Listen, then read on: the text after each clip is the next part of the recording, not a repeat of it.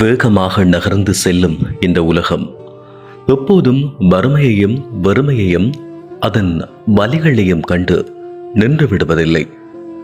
அதன் போக்கில் அது ஓடிக்கொண்டே இருக்கும். ஆனாலும் போகும் வழியில் நால்வருக்கு நல்லதை செய்துவிட்டு போவோம் என தமிழர் தாயகத்தில் பல உதவிகளை புரிந்து வரும் அபிஷேக் பவுண்டேஷன் இன்றும் இனிவரும் காலங்களிலும் தனக்கென தனி வழிமுறையை பின்பற்ற முடிவெடுத்திருக்கின்றது.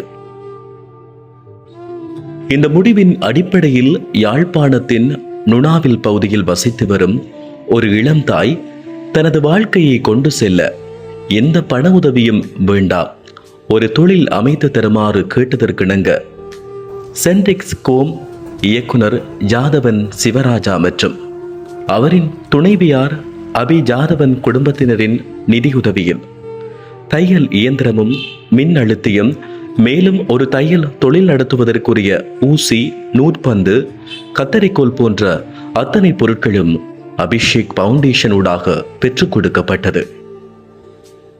வணக்கம், என் பேர் ரதீஷ் ஜெனிசா. நான் திலகம்பள்ளம், நுணாவில் திலகம்பள்ளத்தில் வசிக்கிறேன்.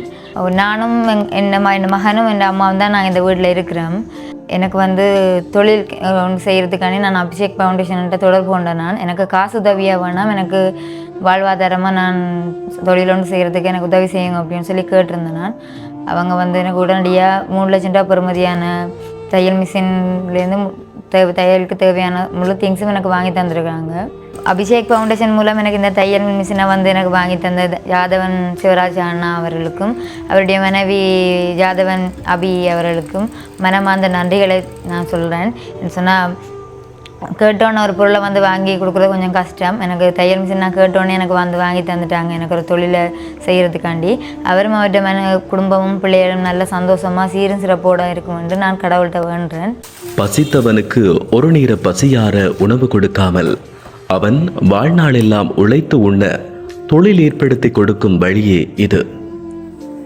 ஏற்கனவே இவ்வாறான பல வாழ்வாதார தொழில்களை ஏற்படுத்தி கொடுத்திருந்தாலும் இனி இதனை மட்டுமே தமது பணியாக செய்ய முடிவெடுத்திருக்கின்றது அபிஷேக் பவுண்டேஷன். இந்த வகையில் பெற்றுக் கொடுத்த குறித்த தையல் இயந்திரத்தை கொண்டு குறித்த பெண் அதனை வழங்கியவர்களுக்கு ஓர் இன்ப அதிர்ச்சியை கொடுத்திருக்கிறார். இவங்க எனக்கு மத்தியானம் 2 மணிக்கு எனக்கு இந்த தையல் மிஷின் கொண்டு வந்துடாக்கினவங்க எங்களோட வீட்டில். இந்த மிஷினை கொண்டு வந்துட்டு ஃபிட் பண்ணி எல்லாம் செஞ்சுட்டு மற்ற திங்ஸ் வாங்கணுமெண்டு வாங்க போயிட்டாங்க. அந்த 2 மணிக்கிடையில் எனக்கு ஆர்டர் உண்டு. நான் எடுத்து ஒரு சாரி ப்ளவுஸ் ஒன்று எடுத்து இந்த பாருங்க தான் அந்த சாரி ப்ளவுஸ் நான் தைச்சது. 2 மணிலேருந்து இப்போ தைச்சு அவங்கள்ட்டேருந்து காசு வாங்கி எடுத்திருக்கேன். இந்த காசு அபிஷேக் ஃபவுண்டேஷனுக்கு நான் சமர்ப்பணமாக காட்டுறேன்னு சொன்னால் மிஷின் தந்த கையோடையே எனக்கு ஒரு வருமானத்தை தேடி தந்திருக்காங்க. மனமார்ந்த நன்றிகளை அவங்களுக்கு நான் சொல்லிக்கொள்கிறேன். இன்றில் இருந்து இப்படியான விடாமுயற்சியுடைய வறிய குடும்பங்களுக்கு தொழில் முயற்சியினை ஏற்படுத்தி கொடுக்கும் களப்பணியில் இறங்குகின்றது அபிஷேக் பவுண்டேஷன். இந்த பிள்ளைக்கு உலகாலம் தொழில் இல்லாமல் இருந்ததுக்காக இந்த தொழிலை செய்து கொடுத்ததுக்காக நன்றி சொல்லுவேன். இப்படியான காணொளிகள் எல்லாம் விளம்பரத்திற்காகவோ அல்லது தற்பெருமைக்காகவோ அல்ல.